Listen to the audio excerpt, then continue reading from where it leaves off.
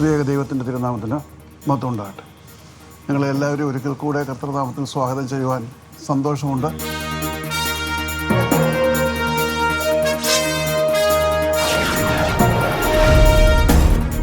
യിരെമ്യാവിൻ്റെ കഴുത്തിൽ നിന്നും നുകം എടുത്ത് ഒടിച്ചു കളഞ്ഞ കള്ളപ്രവാചകന്റെ പേരെന്ത്?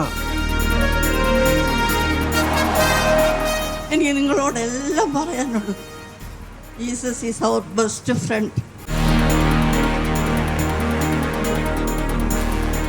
താൽക്കാലികമായ ഒരു വികാരമൂർച്ചയിൽ കയറി ക്രിസ്ത്യാനിയായതല്ല.